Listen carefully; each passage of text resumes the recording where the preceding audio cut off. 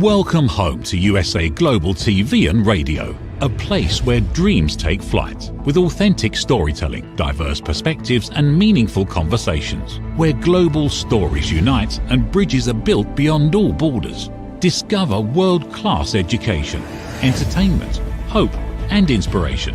Together, we're building bridges worldwide. Subscribe to our channel, USA Global TV. Download our app, USA Global TV. Be our guest or join our team. Visit usaglobaltv.com. Thanks to our founder and executive producer, Dr. Jacalyn Kerbeck. Music score by Yeffy Tang from Cloud Road Music.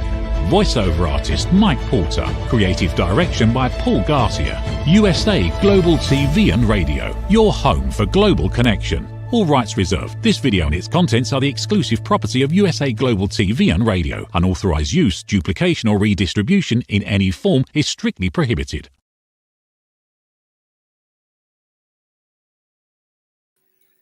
Hi everyone, welcome back to the Compassion Project, where we spend time exploring, examining, and looking into institutional trauma and what that means to us, to you, and how we can recover and heal ourselves so that we can spread compassion through igniting a compassion evolution, if you will.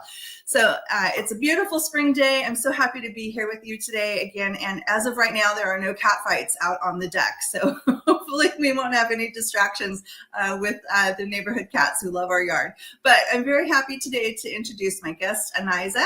And we're going to talk about the arc of healing yourself and soul and what genetic trauma looks like, and that genetic encoding that occurs through traumatic experiences, even from what we get from our ancestors, our family members. So very excited to welcome Anaisa to the show. And she's going to share her journey and talk about all the fantastic work that she does. So welcome to the show, Anaisa. Happy to have you. Thank you, Danielle. Happy to be here. Thank you for having me. Yes. I'm really excited that this is live. I haven't gone live in a long time, so I'm watching. Well, everyone gets to see all my goofy iterations and jumbling of words these crazy amalgamation of words that I sometimes come up with as my brain and mouth try and mesh together. So yeah, exactly. Perfect. So why don't you share a little bit about yourself, how you got into this work? Because this is a really fascinating field. And I learned about genetic or generational trauma several years ago when I was doing some research with physicians, and I've been so curious about this. So I'm super excited to learn from you. So share a little bit about yourself and how you got into this work. Thank you. Well, my name is Anaisa, as Danielle said, and I'm originally from Brooklyn, New York. And how I entered into this work is really my own experience of depression and challenges. I was diagnosed with chronic depression when I was 13 years old. And through that experience, I kept feeling something else would help me. Like maybe when I go to college, maybe when I get a job, or I kept looking at these milestones as experiences that would kind of lead me out of this heaviness I was experiencing, but it didn't. And I realized no matter what I did, I was still feeling the same. And so it must be, I'm the common denominator. It must be something within me. And that led me on a journey of self-discovery and self-healing. And it led me through many travels. Like when I first meditated for the first time, I was actually in Europe. And I started doing mantra meditation with a teacher in Hawaii while I was in Spain. And then I spent about a year traveling through Nepal and India. A lot of time meditating and a lot of time coming into myself. And when we're speaking about intergenerational trauma, I remember the first time I realized that my cells and my somatic self held the memory of the people who came before me. I was sitting in a Vipassana meditation in Malaysia. And for those of you who don't know Vipassana, it's a 10-day meditation retreat. We meditate for about 10 hours each day. And I was laying in bed in between the sessions, and I was doing the body scanning. I was feeling all these sensations in my body. And I came to my womb, my ovaries, and I could feel, and this was before I heard about ancestral healing. This was before this was in 2016. So this was a while ago, like when this stuff wasn't as talked about. It's still not talked about as much as it needs to be, but it definitely wasn't talked about as much about nine or so years ago. And I could just feel in my womb, in my ovaries, that the way I respond to men and my experiences that I've had, I responded to men through the trauma states of my mother and my grandmother and her mother. And I could just feel it in this experience of deeply feeling my body, that I'm responding to my present moment from memories of the past. And I didn't really know what that meant, other than it like gave me a reason, because I responded to situations, like I have experienced assault and traumas that my body actually hadn't experienced, but I held a memory of that experience. And through self-listening and healing, it's like over the last like decade, I've uncovered a lot within what that means for myself. And I also work with people, helping them uncover the encoding in their own cells and their own patterns and their own problems that did not begin with them, that began generations ago, that are still being expressed through their body. Wow. There's so much to unpack with that. And I think you're right. We hear a little bits and snippets of this, but it's really not talked about. And I think a lot of people really consider this to be still pretty woo-woo. But I think that there really is something to this. And what you talked about in terms of listening to your own body and paying attention to the voices, the intuition, what the pineal gland is telling us. I wonder if this idea of calcifying or through fluoridation or some of the ways that we destroy the pineal gland is one way to keep us from having those lived experiences and those memories. Have you done any research into that? Well, I feel like we are in a general experience of desensitization. Like and it's like social media is a big part of this, but social media is relatively new compared to how long the arc of desensitization is experienced within the body. We have disconnected ourselves from nature. I feel like that's pretty true as a society. I know many people, we are taking steps to remember ourselves as natural beings, but as a whole, as society, we are really disconnected from natural rhythms, and no aspect of our everyday societal living reconnects us to the innate ways of living and being that our ancestors knew thousands of years ago. And I feel like through that process, we've been like kind of cut off from our innate wisdom, our innate intelligence, our body. And it takes active attention and effort to resensitize ourselves, to reconnect to our natural rhythms, to re-know our innate intelligence and wisdom that is held in the body. We see so frequently people just walking down the street, literally walking down the street, and they just have a phone in their hand and they're just solely focused on the phone. And I think you're absolutely right about the desensitization that we experience. I think we get so many quick dopamine hits from I got a like, and I got the bell went off and a notification.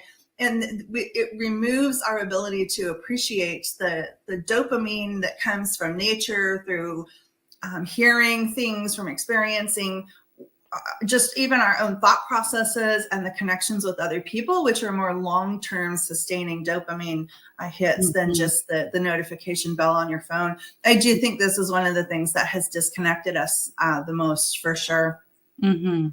So as you thought about, I want to talk a little bit about the experience that you shared a minute ago, and then get into a little bit more of the research and the science and what we know and what you've experienced with this. But in your own journey, did you have the opportunity to talk with maybe your mom or your grandmother and see what trauma they had to kind of validate the experience that you felt? Yeah, that is such a beautiful question. And I'm going to respond to it, but I just want to mention what you're talking about social media and just respond to that really quickly. To like make it accessible, because you're so right, the notification bell and the quick dopamine hits. And I feel like we're out of practice of just knowing what it means to be our own friend and to like talk to ourselves and to like really be a companion to our own lives. And we like fill our time with scrolling, and it's such a quick way to feel a sense of entertainment and engagement. And actually we can just be engaged with our own thought process and like our own being. And I feel like that's in some ways, some of this stuff can sound esoteric or like out there. It's like, how do I touch it? And it's like, well, how do I be my own friend? I feel like is one way to just touch what we're speaking to. And okay, yeah. So then to answer your question, so at the time, if I'm recalling the timeline correctly, I actually discovered many things through my own intuitive sensing and through a process called family constellations, where I was able to uncover certain traumas that happened in my ancestral lineage. Then not only did my mom not tell me, she actually didn't know. There's one thing which I'm not going to share here because it's really private and I'm unsure of like if it was just me, I'm like I would share, but because it involves my family, my mom actually found out after I did, and I had thought she had known something that had happened with her mother and grandfather and great grandfather, but her uncle told her the same year, but later in the year that I found out. So I was able to verify these experiences post my own intuitive, and it actually changed the field, as in the light of revelation actually came through to my mother and in my lineage in an even larger way. Wow. Well, that is such a powerful testament to just the intuitive knowing that we have as humans. And I think, I talked about the pineal gland and the fluoridation and all of that. And I think we have not done a good job of staying connected to that and really truly believing in our own intuitive guide and senses. And then, no, you're right. We've disconnected to the point where everything is woo. And if I don't see it on social media, or if I don't hear it in the news, I can't believe it. And we just, have lost that whole connection with ourselves. So a couple things I want to get back to. How do I become my own friend?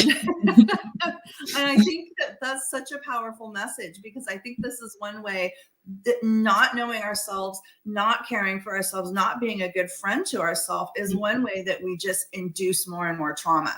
And if we're not caring for ourselves, we absolutely can't care for others. So I read one time, if you can't get through 30 minutes of alone, quiet, solitude time with yourself, you're not doing a very good job of it. So 30 minutes is kind of the measure that I heard a long time ago. But I think that's a really powerful statement, is how do I become my own friend? But again, going back to the experience that you had and just getting that validation must have been a really powerful moment for you. To say, I was onto something, and we do have this very, very powerful intuitive sense. And I think we all need to be listening to that with much greater clarity. And there's actually research that's been done where people, it's like when you notice, I think someone's staring at me, right? It's because we have that intuition. And so how do we tap more into that to learn more about ourselves? Excuse me.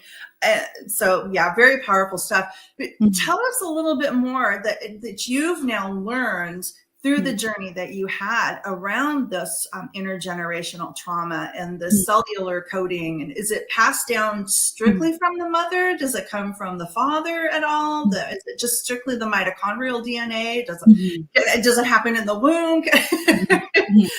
Tell us a little bit more about this from your learning through this journey. Yeah. Okay. I feel like there's a few different angles I can speak to. And something I'm going to speak to is something I don't think it can be proved in science, but I have sensed it through the hundreds of clients I've worked with and in my own work. I feel that in our DNA, we hold the expressions of both it's sort of like as if we come from two lineages. We come from the soul lineage. So this is held on a set of beliefs. I believe that we incarnate, and so that we hold the memory not only from this lifetime, but from other lifetimes that may include our family, but also may include other aspects of dimensions or places we've lived, other lifetimes our soul have walked on this earth or in other places. And I feel like those memories are encoded in our DNA as well as our ancestral DNA. And so when I think of the double strand helix, which is, I feel if you feel into that, it's actually a quantum code. It's not just like two strands. Like within those two strands, there's infinity. Like there's it's quantum. It's sacred geometry. So it's within our blood lineage as well as our soul lineage, and I feel like that is actually what makes up the information within our DNA. So when I say that, that means within our body, within our cells, we hold the memories of our ancestors. So like just speaking to the blood lineage and ancestral lineage. And I feel, they say that within our womb, the same cell that was for 7 generations before us. So which I feel it's like more than 7 generations. I feel like there are echoes. If we think of the light at the beginning of everything, and if there's the smallest microscopic thread of the light at the beginning of life existence that is still emanating and reflecting, echo and rippling within our own beings, that means from the most ancient memory to this moment, and perhaps beyond this moment, there's ripples and echoes and memories. And so when we think of our blood lineage, I feel like from the conception of the ancient ancestors that have come on this earth, we hold memory within their body. And I feel how this works is it works in part in burdens, pains, power, and desire. A lot of our ancestors, whether they have been victims or perpetrators, have gone through atrocious experiences and have experienced deep pain and deep longing. And I feel that pain and longing resounds beyond the moment. And so if there is a pain that has happened 7 generations or 8 generations before, I feel until that pain is resolved, it will keep echoing. Energy moves in one direction until that direction is altered. And so I feel like that is in some ways how the echoes and the ripples work through our bodies. It is through, and same thing with deep power and wisdom and knowing. It doesn't just end with the ending of the body. The experience continues to resound through all the bodies of the lineage, and it will continue in that direction. The thing is, most of us are more in contact with the trauma and the pain field as opposed to like the power and the wisdom field, which is as present. And I feel when we alchemize and change, redirect the momentum of pain and trauma to the core of love and compassion and the innate goodness within all of us, that's when our power and our wisdom and our knowing, when we have access to those memories within our body as well. I hope that answered your question. I think that was a bit broad, but it was a bit broad of a question. So. Yeah, no, wow. There was so much in there. So the two things that resonated with me most is this idea of both the ancestral and the soul, right? Mm-hmm. That kind of converge. And I love the analogy that you used with the 2-strand helix DNA. And when you look at a DNA strand, it is connected, right? It's connected with I used to know all this stuff, the R and the S and the T and the A or whatever.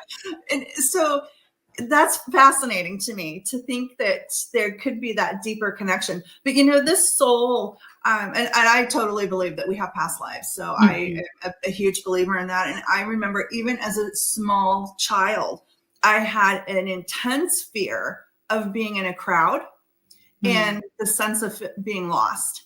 And I think that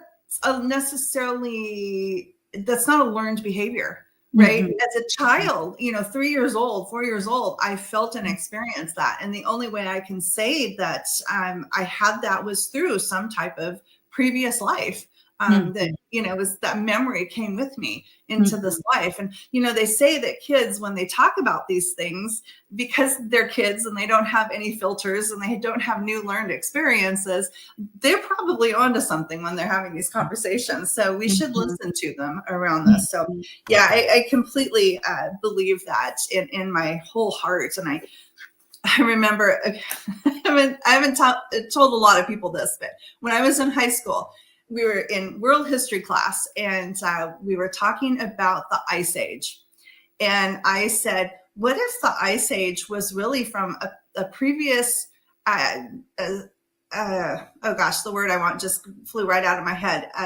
Previous, society, I guess, because I'm not thinking of the word I want, like a Lumeria or Atlantis. Yeah. What if it's something, they dropped the atomic bomb, a nuclear bomb? It was a nuclear explosion that caused the ice age. And I mean, you could have heard the pin drop. And I don't think anybody said a word for several minutes. And finally, the teacher said, that's quite the imagination that you have. But now, crazy as that sounds, they are starting to have conversations about this. That the nuclear science is not new. It's been around for quite some time. So anyway, how do I know that? How did that just pop into my head? Right? There's got to have been some type of connection that I recalled in the moment. So, but now on to the moving from the pain to the trauma, because that was the other thing that you talked about, right? And I think that, you know, this why I have the show is unpacking institutionalized trauma. It is all around us. And I think we have these soul and ancestral experiences. And then we have these things that compound the pain and the frustration, you know, waiting on hold for 20 minutes. And, you know, how many people do you see screaming at the phone? Customer service. A real person. Yes. You know, the architecture that's called brutalism, it seems like it's just a way to compound the trauma rather than allowing us to heal and get into that space of love and compassion and kindness and empathy. Because the more we struggle through it, the more we become so completely self-absorbed. And I don't mean that in a negative way. I mean that in terms of, I can't think of anything else. We can't give to others. So I always ask folks, you know, how do you recommend and suggest that we have self-compassion? So let's kind of move into that topic of how do we move from trauma to healing? And of course, recognizing it and talking about it, I think, is one of the first steps. So I'll let you take it from here. How do we move past that? Now that we know it, now that we've called it out, unpacked it, what do? How do we get to that place of healing and love for ourselves first, right? And that's, I don't say that and mean that in any selfish way. We have to love ourselves. We have to be our best friend first. Yeah. Oh, that's such a big question. And you said, what you said, to acknowledge it first, I feel is vital, is so important. And I feel like particularly we're in a time when there's a lot of blame and pointing and challenging and this is, I feel like this is so delicate around the wording, but I feel it's not about always even knowing what to do, or feeling like you have to be better, or feeling you have to learn more, or I said it already, but I think it's important. It's not even about knowing what to do. It's like about believing that there is innate power and capacity within your body and being and soul and self. I feel like that is such a big step in moving out of the trauma field into a field of healing and possibility and beyond, like really beyond the patterns that we've been held captive to on this planet for a very long time. And it really is an inward journey, but and this is like a perspective thing. This is so subtle. As you mentioned, the self-absorption of pain and trauma is so different than being centered in self as you move from power and knowing, or you move from flow and surrender. There is such a different, it's a different sense, and it's so subtle. And there is it's a perspective shift. And I feel right now, with so much information, like we are right now sharing information on the internet, but with so much information that's taking attention away from self. And I feel like not enough information is actually bringing people back to themselves as being the author, the authority, and the sovereign leader of their own life. And I feel the reclamation of that really is the first step from really exiting the trauma field, and also having a lot of patience and gentleness, because people we're talking about healing, we're talking about all this stuff, but the lived experience is so hard. It's challenging and can feel really long. I was saying to someone, I really feel healing is a process of breaking your own heart, because the type of brutal self-honesty, the way you have to look up your own shadows and self-hatred and insecurities, like the way you have to be Yeah. so honest with yourself. You really have to break your own heart over and over again. And I love how Matt Kahn says, you break our own heart and we keep breaking it until it dissolves into a million and dissolves into love. Like for all the shards Mhm. dissolve into love. And it really is a process of breaking. And it is like breaking down and into and through the pain until we break through the pain. But it's really going through it. And then also I say, and I really feel like this is the experience I've personally had and I've witnessed for other people. And it's like not all doom and gloom too, you know? I feel like we can also, I'm like myself, playing devil's advocate with myself. It's like to also be aware of when we're in the hyper process. Cause I think also many people who are in the healing worlds, who have entered, they like can be stuck in this like process thing where we're just like kind of looping around their own patterns. And that's when I feel to really know what it means to be your sovereign authority, to like walk yourself forward. So yeah, that's my response.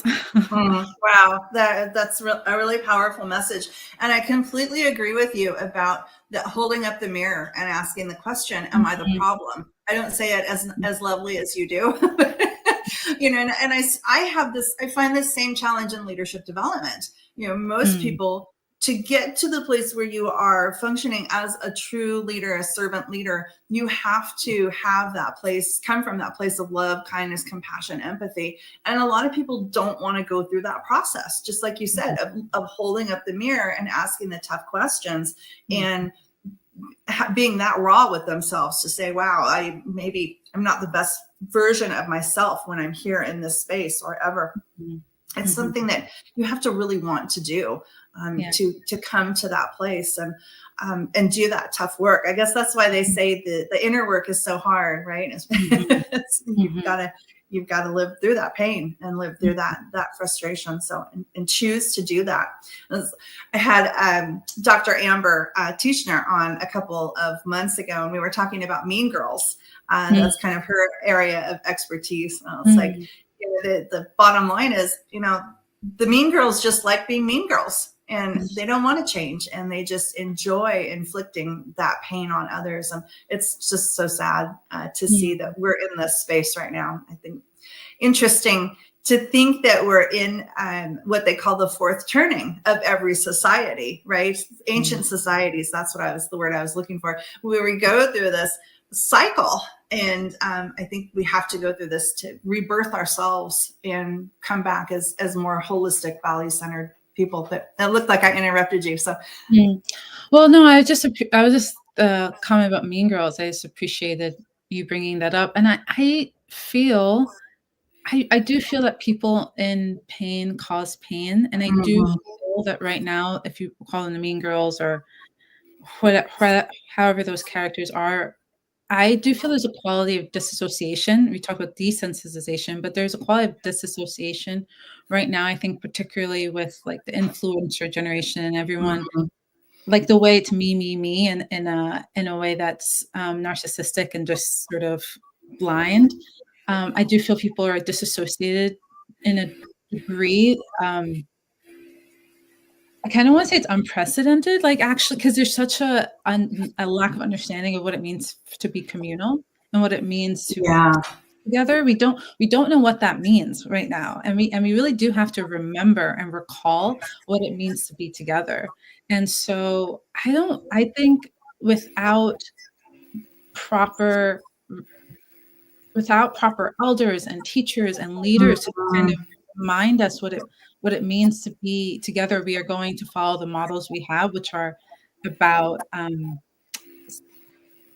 like self-involvedness in a way that is depreciates like an overall sense of value within self and between selves.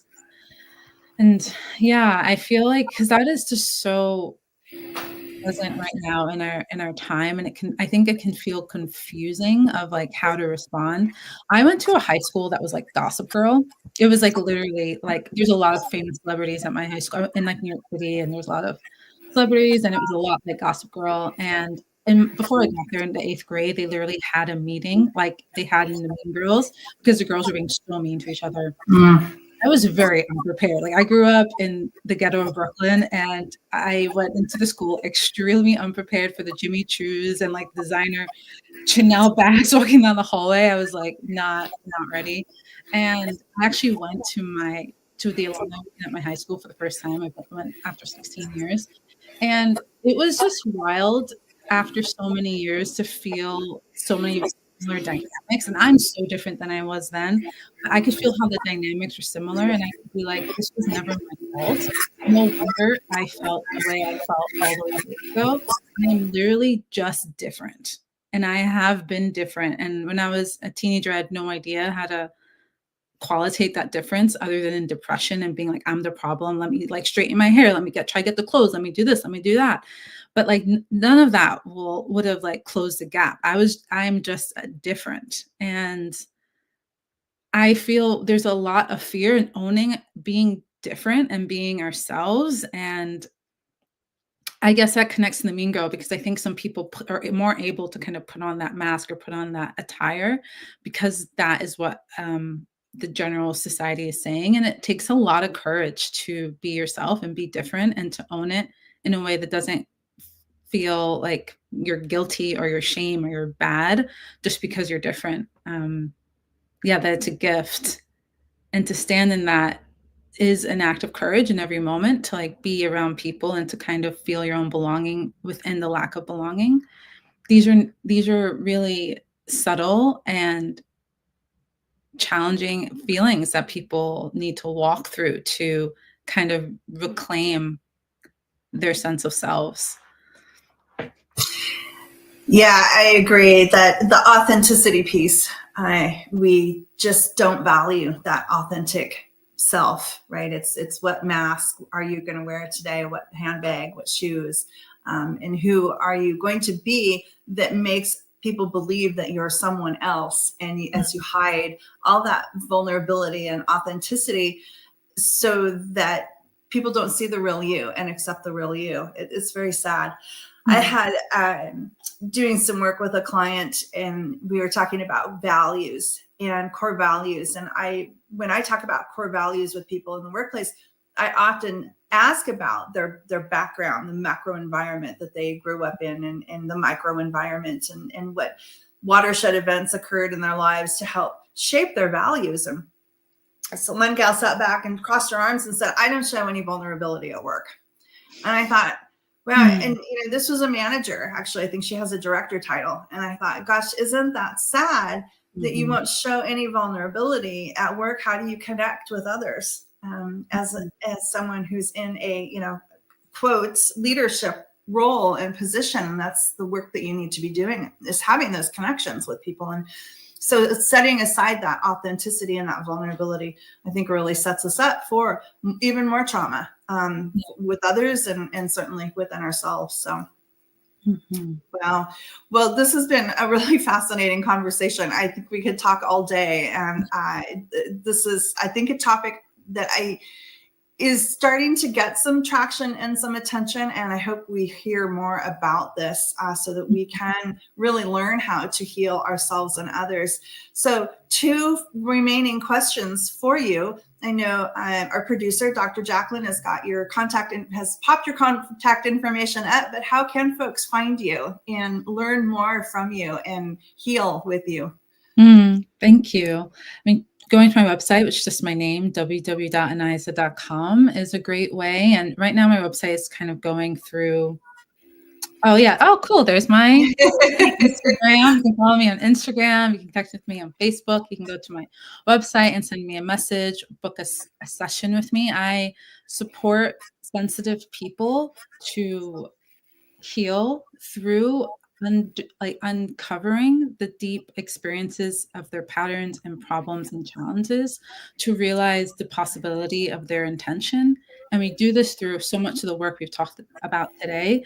I feel it is, yes, the soul and the esoteric and the ancestral, but it is also the psychological, is also the value setting. It is also the owning of one's power. And so I feel like we blend a beautiful mix of deep genetic and full work, as well as psychological work and pattern work and connection. And so I'm a little distracted because you're showing off my website, but I'm just really grateful for it to be shared in this way. And I really love the work I do. And I'm so grateful to have been able to support so many people with connecting to their intuition, with healing from really deep traumatic states, from depression, suicidal, and different levels of crisis, to just like the existential quandary of like, why am I here? And how do I connect to my purpose again?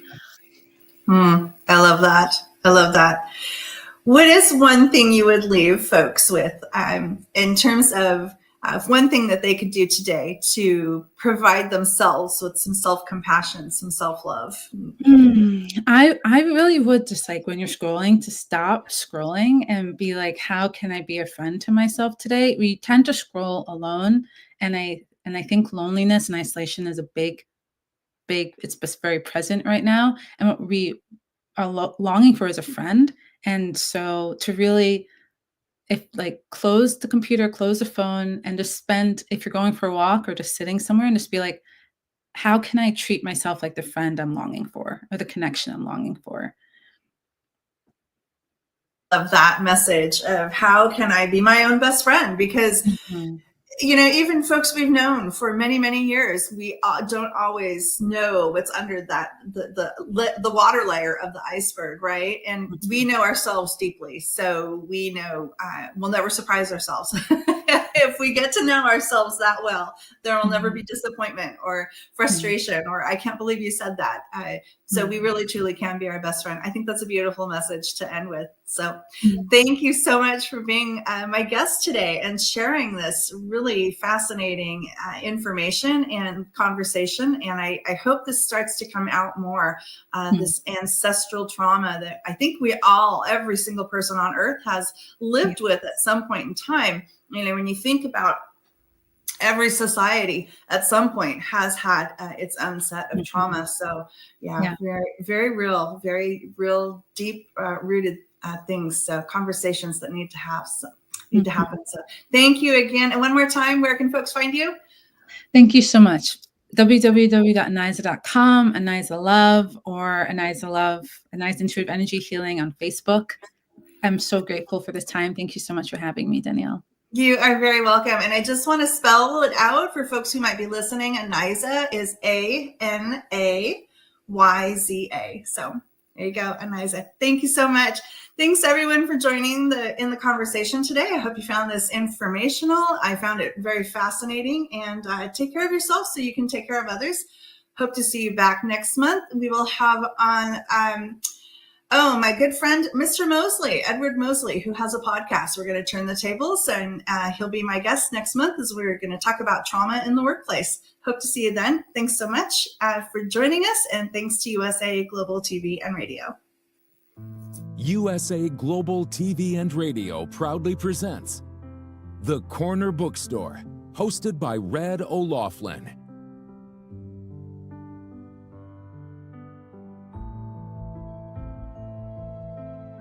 Step into a world where every story inspires. These pages come to life through the voices of authors from around the globe. Written by our global community of TV show hosts and best-selling authors, these works span genres, generations, and geographies, united by the power of storytelling. Discover your next favorite book and meet the minds behind the work.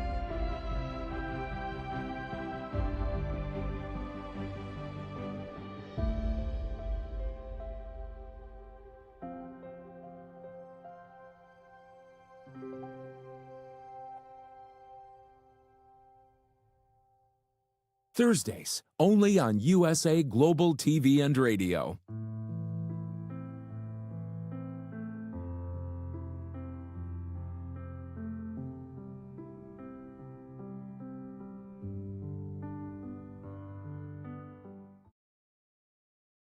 Conveniently located in the Cherry Hill Mall in Cherry Hill, New Jersey, Avio Art specializes in custom art and photography printing.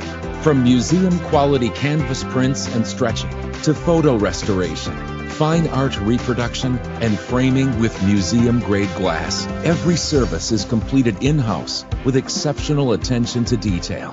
Visit avioart.com or email support@avioart.com. From the magical world of the amazing adventures of Lady Ella comes a heartwarming new journey filled with kindness, courage, and compassion. Lady Ella, the beloved ladybug and listening mentor, is back, and this time she is not alone. Meet her brave and thoughtful brother, Lord Jack. Together, they take flight on their very first kindness adventure. Along the way, they meet 3 new friends in need: a duck feeling discouraged, a mouse struggling to be understood, and a busy little bee who's completely lost. But with the power of elevated listening and simple acts of kindness, Lady Ella and Lord Jack show us how understanding and empathy can make the biggest difference in someone's day. Written by Dr. Jacalyn Kerbeck, the listening mentor, this 9th book in the best-selling Lady Ella series teaches children ages 5 to 10 the essential skills of listening, kindness, and etiquette. Now available for pre-order on Amazon. Scan the QR code and order your copy today. In a world craving connection, one platform dared to dream bigger.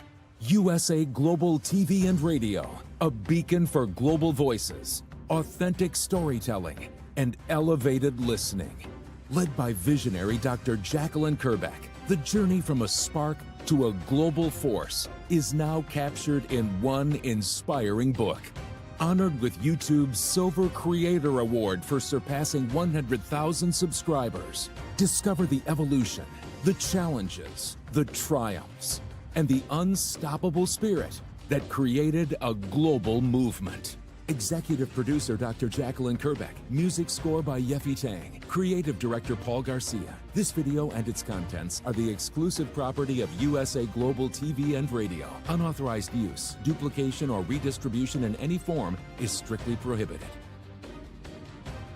Now an Amazon #1 new release in paperback and ebook. Broadcasting Brilliance, the evolution of USA Global TV and Radio, is inspiring readers around the world. Join the movement that's redefining global media one story at a time.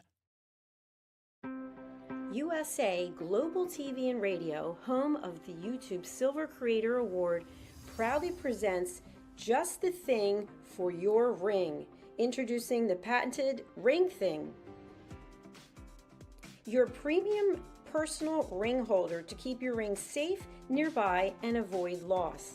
The Ring Thing just got smarter. Add your logo and an NFC tag that opens to your website with one tap.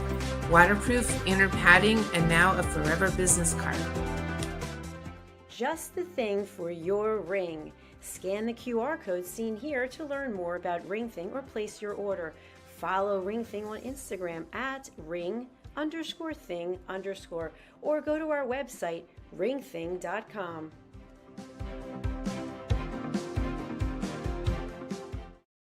USA Global TV and Radio proudly presents Tracy Cram Perkins, a dementia caregiving survivor teaching how to balance care with peace of mind.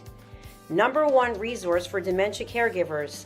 It's the book Dementia Home Care: How to Prepare Before, During, and After. Over 17,000 copies sold of this must-have guide. And now a testimonial from Tracy Smith.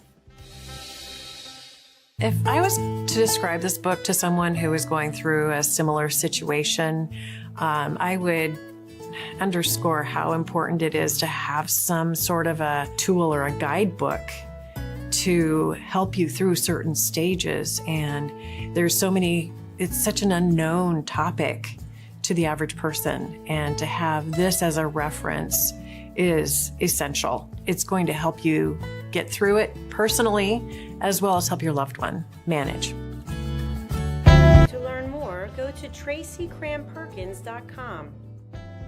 Tracy Cram Perkins is an award-winning author. She's also the host of Dementia Home Care television show. Watch it here on USA Global TV and Radio. What if one simple skill could change the way you connect with the world?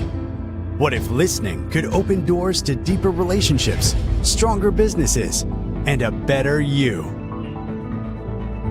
Dr. Jacalyn Kerbeck, the Listening Mentor, brings you USA Global TV and Radio, a space where voices are heard, ideas are shared, and global communities thrive. Through the elevated listeners' courses and books, you'll master the power of listening, set boundaries with confidence, and transform conversations into opportunities. Join us. Listen, learn, elevate. Whether you're a leader, a coach, a business owner, or someone seeking stronger connections, your journey starts today. Subscribe, learn, and transform today. Have you ever felt unheard? Like your words float into a void, leaving you invisible and disconnected?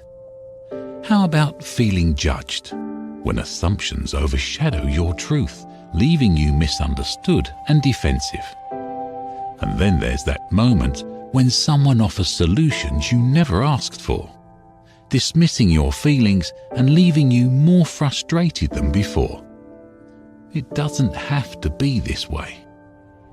Dr. Jacalyn Kerbeck, the Listening Mentor, understands. She's here to help you reclaim your voice, build stronger connections, and create meaningful conversations that inspire understanding and mutual respect. Through her groundbreaking books, online and in-person courses, and interactive workshops, you'll learn how to navigate life's most challenging interactions. Discover the power of elevated listening and transform how you communicate. Master setting boundaries and asking permission to protect your peace. Learn to recognize and release judgment, fostering empathy and true connection. Dr. Kerbeck also offers personalized coaching, one-on-one or group sessions designed to fit your unique needs. Whether in person or virtually on StreamYard, her guidance will empower you to thrive. You don't have to struggle alone. The path to deeper connections and better relationships start here. Visit drjacalyn.com or usaglobaltv.com. Join a global community of empowered listeners and transform your life, one meaningful conversation at a time. Dr. Jacalyn Kerbeck is the Listening Mentor. Start your journey today. Thank you, viewers and listeners of USA Global TV and Radio, for joining us today. We're honored to have your time and attention as part of our global community. At USA Global TV and Radio, we believe in the power of authentic conversations, meaningful connections, and creating a world of possibilities together. Want to be part of something bigger? Join our team of elevated listeners at usaglobaltv.com, a space where your voice matters and your ability to listen transforms relationships. Stay connected with us across all our platforms for thought-provoking discussions, expert insights, and empowering stories. Subscribe to our channels at youtube.com/c/usaglobaltv. Follow us on social media and explore the endless opportunities we're creating for growth, learning, and inspiration. Together, we're not just broadcasting, we're building bridges and changing lives one conversation at a time.